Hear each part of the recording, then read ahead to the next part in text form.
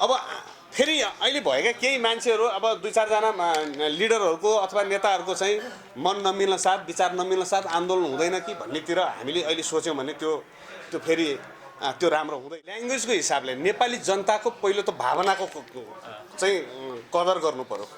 नेपाली जनता के चाहन्छ भन्ने कुरा यहाँनिर जोडिन्छ कि राष्ट्रियताको सवालमा नेपाली आम नागरिक दाजुभाइहरू आफूलाई मृत्युवरण गर्न तयार छ। त्यो राष्ट्रियताको सवालमा कहीँ कतै थोरै पनि मलम लागेको महसुस भयो भने आम नेपाली जनता खुसी हुन्छ। मैले यसको गम्भीरताको साथ मैले भन्नै पर्छ। अब आन्दोलन हामीले हिजो अस्तिसम्मको कुरालाई हामीले आन्दोलन भनेका थिएनौँ। मेरो इन्टरभ्यूहरूमा मैले भनेकै छु त्यो एउटा जनजागरणको कार्यक्रम थियो। अब नेपाली जनता आन्दोलित हुनुपर्ने अवस्था छ। पञ्चायत कालमा चाहिँ भनौँ त्यति बेला हामी पञ्चायतको विरुद्धमा लडेकै मानिसहरू हो। पञ्चायतले मुखियाहरू जन्माएका थिए।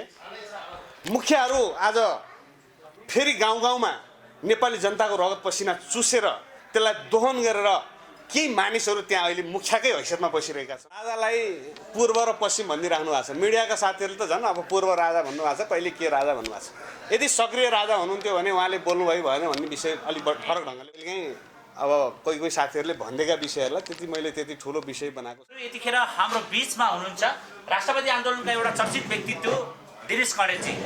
विशेष गरी उहाँ विभिन्न विषयमा प्रखर आफ्नो विचार राख्नुहुन्छ। स्वागत छ यहाँलाई। नमस्कार। धन्यवाद। आराम हुनुहुन्छ? ठिकै छ। अनि तपाईँहरू त अहिले राजा ज्ञानेन्द्रको भारत भ्रमणको विषयलाई लिएर नेपाल आगमनलाई स्वागत गर्ने तयारीमा हुनुहुन्छ है? हो, हामी अब सरकारको स्वागतको निमित्त हामी तयारी गर्दैछौँ। नेपाली जनताहरू उत्साहित छन् कि त्यो एउटा राजकीय भ्रमण जहाँ सम्मानपूर्वक गरेको व्यवहारप्रति हामी नेपाली जनताहरू हामी खुसी छौँ।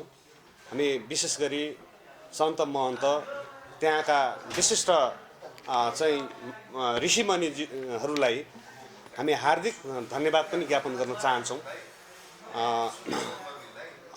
त्यसपछि अब जुन अहिले वेलकमको कुरा गर्नुभयो हामी त्यसकै तयारीमा छौँ। आज पनि हामी त्यसकै बैठकमा थियौँ। हामी विभिन्न संरचनाहरूसँग कोअर्डिनेसन गरिरहेका छौँ। त्यसले पक्कै पनि एउटा म्यासेज दिन्छ।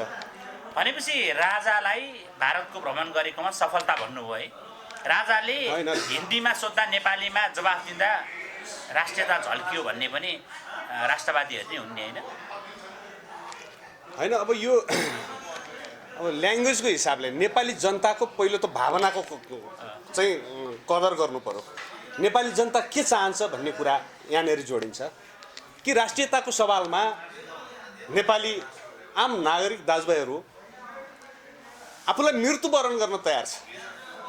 त्यो राष्ट्रियताको सवालमा कहीँ कतै थोरै पनि मलम लागेको महसुस भयो भने आम नेपाली जनता खुसी हुन्छ। यो हाम्रो अहिलेको आवश्यकता बनेर गयो कि मुलुक यति बेला अत्यन्तै गम्भीर ढङ्गबाट कहिले कहाँ कति बेला के हुने हो भन्ने खालको एउटा चाहिँ शङ्काको बिचमा बाँचिरहेको नेपाली जनता आज हाम्रो मुलुकको एउटा सभ्यतासँग जोडिएको, एउटा पहिचानसँग जोडिएको एउटा महामहिम राजा जसले कुम्भ मेला जाँदै गर्दाखेरि एउटा सामान्य थियो हेर्दाखेरि चाहिँ त्यो धार्मिक एउटा चाहिँ यात्रा थियो। तर अब विभिन्न कोणबाट त्यसलाई विभिन्न ढङ्गबाट जनताले हेर्ने मौकाहरू पाए। त्यहाँ केही सम्मानहरू, त्यहाँ केही इज्जतहरू हाम्रो संस्कृति र हाम्रो सभ्यतामाथि, त्यो सभ्यतासँग जोडिएको हाम्रो राज संस्थाप्रतिको जुन खालको एउटा सद्भाव त्यो अत्यन्तै नेपाली जनताले महसुस गर्यो, पोजिटिभ महसुस गर्यो। एउटा कुरा के भने यहाँले भनिराख्नुभयो होइन, नेपाली यस्तो हुन् जसले आफ्नो एक इन्ची भूभागको विषय आओस् वा एक इन्ची एउटा शब्द मात्र किन आओस् त्यसलाई नेपाली जनताले आफ्नो हाँसी आफ्नो ज्यानको बाजी लगाउँछन् है। त्यसो भनिरहँदा राजा ज्ञानेन्द्रबाट कुम्भ मेलाको शाही स्नानको अघिल्लो दिन सम्बोधन बक्स भयो, यहाँले पनि अवगत होला नि होइन? त्यो सम्बोधन बक्स गर्दा नासिकमा कुम्भ मेला लाग्छ, प्रयागमा कुम्भ मेला लाग्छ, हरिद्वारमा कुम्भ मेला लाग्छ, युकेमा कुम्भ मेला लाग्छ, तर नेपालको चतरामा कुम्भ मेला लाग्छ भनेर राजालाई भन्न के चिजले रोक्यो? अब कुम्भ मेला भनेको अब कहाँ कहाँ लाग्छ भनेर राजाले भन्ने विषय होइन। होइन राजाले भनिबक्सेको छ 4वटा ठाउँ लाग्छ भन्दा अनि इन्डिया जाँदै गर्दाखेरि अथवा भारत प्रवेश गर्दै गर्दाखेरि भारतका भूभागहरूमा कहाँ कहाँ चाहिँ लाग्छ त्यो भनिदिनु भयो, त्यो स्वाभाविक कुरा हो। तर अब नेपालको कन्टेक्स्टमा अब यहीँ अब चाहिँ अब मिडियासँग कुरा गर्नुपर्ने बाध्यताहरू थियो भने त्यहाँ चतारामा लाग्न सक्छ भन्नुहुन्थ्यो होला, अथवा अन्य कतै लाग्छ भनेर पनि भन्न सकिन्थ्यो, अथवा लगाउँछौँ भन्न सकिन्थ्यो होला। तर यो विषयलाई त्यति धेरै ठुलो तपाईले नेपाली जनताले त्यति धेरै ठुलो विषय होइन। वैशाख 30 गतेबाट 12 वर्षमा नाग्ने मकर मेला जो पनौतीमा सुरु हुँदैछ, विश्वका जम्मा 2 ठाउँमा मात्र मकर मेला लाग्छ, त्यो नेपालको पनि पनौतीमा लाग्दैछ होइन। राजाबाट धेरैले आशा लिएका थिए मकर मेलाको विषय प्रसङ्ग उठ्छ होला, त्यहाँ गएर साधु सन्तमा यो विषय प्रवेश हुन्छ होला धेरैले भनेको थिए नि त। त्यो चाहिँ किन के कारणले रोकिँदो रहेछ? होइन अब त्यो विषयमा त्यसरी अब मैले अघि पनि भने कि त्यहाँका केही धार्मिक सांस्कृतिक महत्त्वलाई उजागर हुने हिसाबले त्यहाँ एउटा राजकीय वक्तव्य हुँदै गर्दाखेरि ती विषयहरू त्यहाँ उठान गर्नु स्वाभाविक विषय हो। तर यहाँको विषय जो अब यहाँ लाग्ने मेलाहरू 12 वर्षपछि लाग्ने पनौतीका चाहिँ मेलाहरू अथवा चतरा धाममा लाग्ने मेलाहरू त्यो विषयमा सम्बोधन गर्नुपर्ने भयो भने उहाँले यहीँ बसेर गर्नुहुन्छ नि, आफ्नै मुलुकमा बसेर। त्यो राजकीय हैसियतमा आजको दिनमा त उहाँ एउटा सामान्य नागरिकको रूपमा लिइरहेछ यो व्यवस्थाले। भनेपछि उहाँले अहिले बोल्नु नबोल्नु फेरि यसलाई चाहिँ अतिरञ्जित गरेर हामीले यसमा कुराकानी गर्नु, टिका टिप्पणी गर्नु त्यति जरुरी म देख्दिनँ। र यहाँहरूलाई त्यो अलिकति कता कता के लागेको जस्तो हुनसक्छ, मलाई त्यो फिल भइरहेको छ। त्यो कुरा त्यो अहिले यति उठाइराख्दाखेरि त्यो कुरालाई फेरि पुनः त्यो सम्बोधनको विषय बन्छ, त्यो बन्नुपर्छ। एउटा उदाहरण छ, नेपालकै तत्कालीन राजा वीरेन्द्रबाट भारतको कुम्भमा भएकै मेलामा प्रयागमा कुम्भमा सवारी हुँदा राजाबाट नेपालको कुम्भको को बारेमा परिभाषा गरिबक्सेको थियो, गोदावरी मेलाका परिभाषा भएको थियो, त्यहाँनिर पनौतीका कुरा थिए। कतै राजा ज्ञानेन्द्रबाट चाहिँ यी प्रसङ्गलाई अब मैले उठाउनु पर्दैन भन्ने यहाँको ध्येय आयो होला, अब त्यो राजाको तहबाट हुने होला, अथवा मैले बुझिनँ होइन। होइन यहाँले अब पहिलो त नागरिकको कितामा राजा हुनुहुन्छ, राजालाई पूर्व र पश्चिम भनिराख्नु भएको छ। मिडियाका साथीहरूले त झन् अब पूर्व राजा भन्नुभएको छ, कहिले के राजा भन्नुभएको छ। यदि सक्रिय राजा हुनुहुन्थ्यो भने उहाँले बोल्नुभयो भएन भन्ने विषय अलिक फरक ढङ्गले उड्न सक्थ्यो होला। तर अहिले चाहिँ अब हिजो वीरेन्द्र सरकारले उठाउनु भयो होइन, त अब त्यही विषय भोलि फेरि उठाउने मौका होला नि त। अहिले तत्कालको स्थिति तपाईँले हेरिराख्नु भएको छ नि त, राजाको अवस्था, उहाँलाई हेर्ने दृष्टिकोण चाहिँ अहिलेको सत्ताले हेर्ने दृष्टिकोण तपाईँले त मजासँग बुझ्नु भएको छ। त्यस कारणले यति धेरै हामी त्यसमा प्रवेश गर्नुपर्छ मलाई लाग्दैन। होइन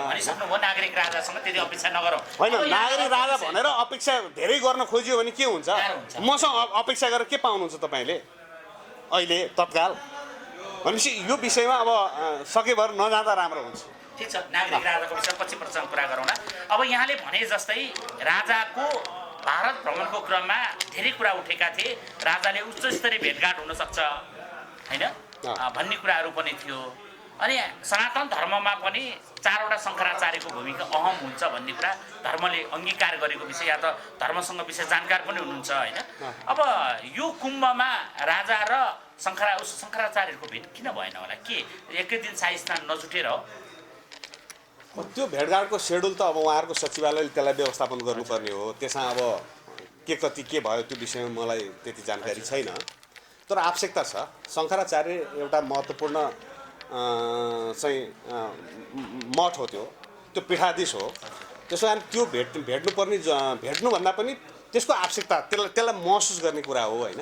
उहाँहरूको आशीर्वाद बेगर कुनै पनि होइन, आशीर्वाद त रहि नै राख्छ नि। अब यत्रो त्यो कुम्भ मेलामा तपाईँहरूले प्रष्ट देखिसक्नु भएको छ कि त्यहाँ धेरै ठुला सन्त महन्तहरू ऋषिमुनिहरू सबैको त्यो खालको एउटा चाहिँ त्यो परिस्थितिलाई हामीले चाहिँ नजिकबाट निहाल्ने मौका पीठाधीश हुनुहुन्थ्यो हो, उहाँहरू हुनुहुन्थ्यो। उहाँहरूले गरेको सम्मान साँच्चीकै सम्मान योग्य छ, हामीले त्यसकारण धन्यवाद भने उहाँहरूलाई। अब अन्य विषयमा जो अब आगमनको कुरामा मैले अघि भने आगमनको लागि हामी उहाँको वेलकमको लागि नेपाली जनता तयार भएर बसिरहेको अवस्था छ। तर कोभिडको कारणले केही समस्याहरू आयो भने हामी अब त्यो समस्यालाई पनि सहज रूपमा लिनुपर्छ भन्ने हो होइन। त्यसले गर्दाखेरि आजको छलफल पनि त्यही नै थियो। हामी त्यसैमा टुङ्ग्याएर अब लगु एउटा कुरा आएको छ, राष्ट्रवादी आन्दोलनका एउटा अर्का व्यक्ति डिल्लीराम खनालजी यहाँले पनि परिचित हुनु होला होइन। हाम्रै भेटमा केही बेर अगाडि उहाँसँग हामीले इन्टरभ्यू लिएका छौँ, उहाँको रेकर्ड हामीसँग क्यामेरा रेकर्ड छ। उहाँले भन्नुभएको थियो राजा 5 गते आउँछन् भन्ने सोध्नु भएको थियो क्या, पक्कै 5 गते आउनुहुन्छ हो। अहिलेसम्मको इन्फर्मेसनमा हामीलाई 5 गते 3 बजेर 3:30 को चाहिँ एयरपोर्ट एराइभ हुने भन्ने कुरा छ होइन। अब त्यसको लागि हामी तयारी गरिरहेछौँ।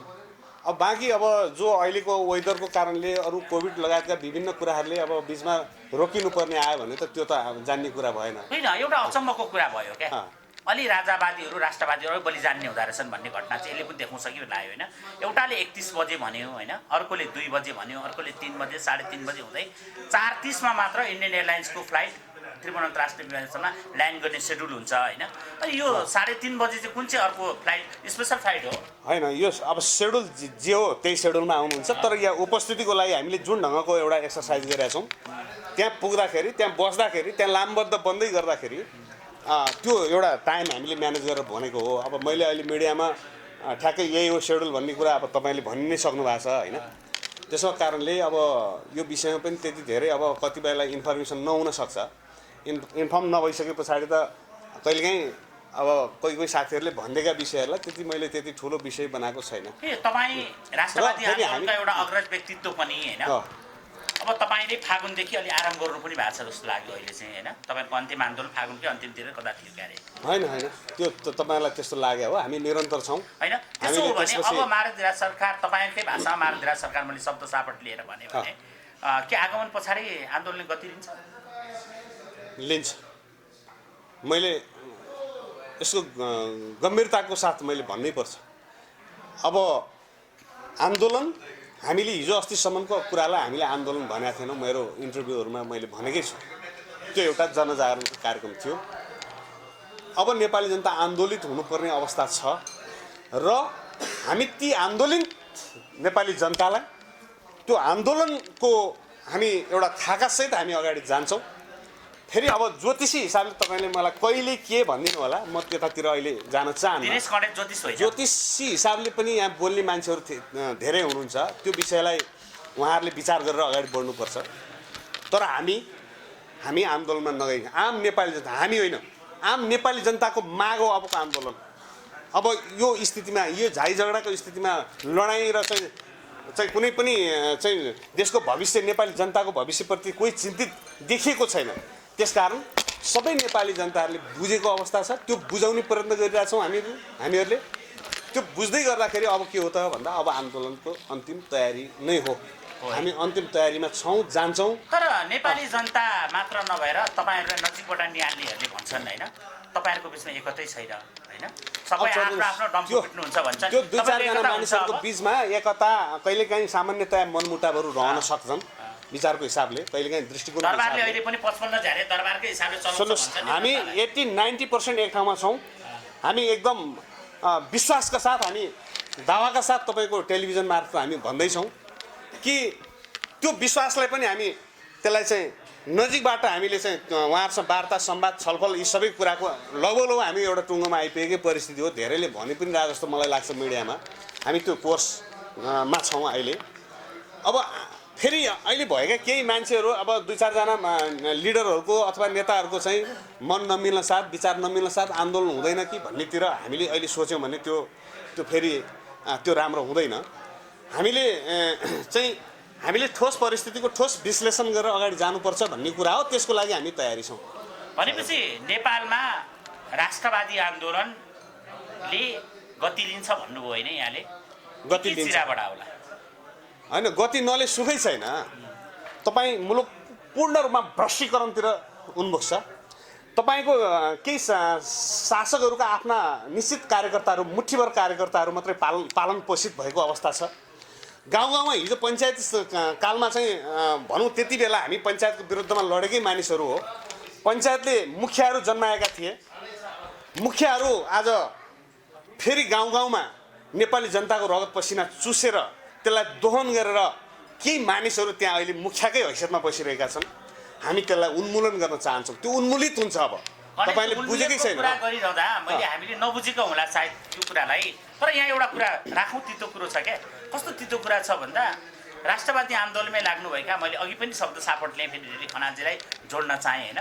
21 जना प्रधानमन्त्री हुने दाउमा, 200 भन्दा बढी मन्त्री हुने दाउमा होइन, दिनेश कँडेललाई हामीले कुन तहमा राखेर हेर्न सक्छौँ?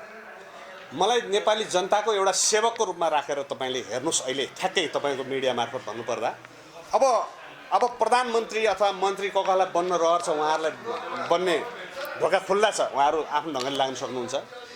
त अब त्यो खालको अब परिवेशमा कोही अब त्यस्तो खालको नेतृत्व कोही गर्न सक्ने अब्बलै आउनुभयो भने हामी पनि मानेर जाउँला। त हामीले त्यो कहाँ राख्ने भन्ने कुरा चाहिँ मैले अब तपाईँलाई भने तपाईँ नेपाली नागरिकहरूको सेवकको रूपमा राख्नुहोस्, मलाई त्यो कितामा राख्नुहोस्।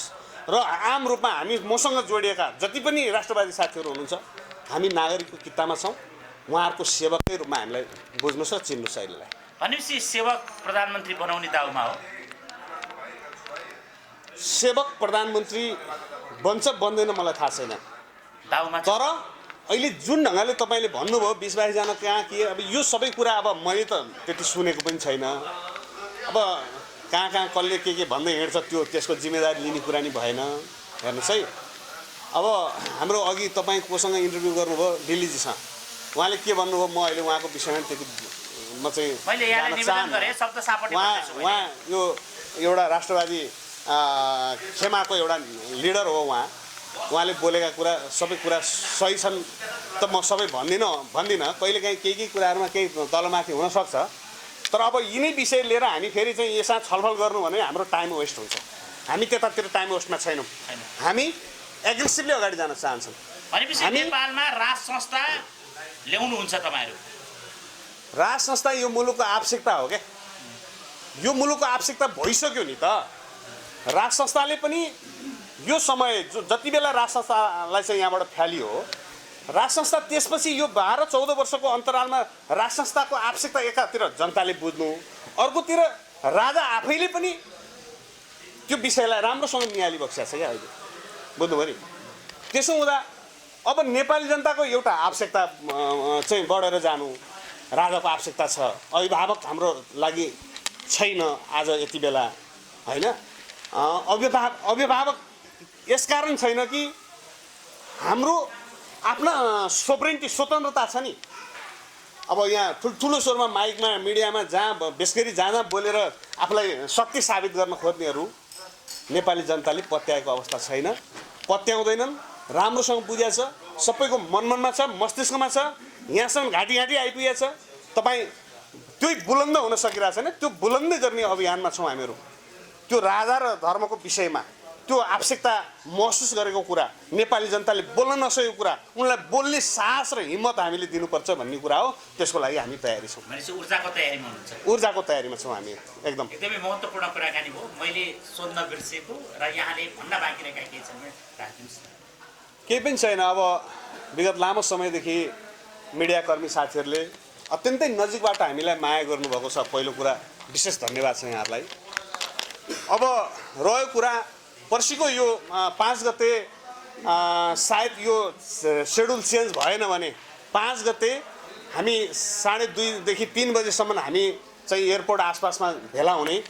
त्यसबाट हामी सबै आम नागरिकहरूलाई आह्वान गर्न चाहन्छौँ। त्यहाँबाट हामी चाहिँ महाराज विराज सरकारको आगमन छ, उहाँलाई हामी स्वागतको निमित्त हामी त्यहाँ तयार हौँ भन्ने हिसाबले म सबै साथीहरूलाई म अनुरोध गर्न चाहन्छु। यति नै हो अहिलेलाई।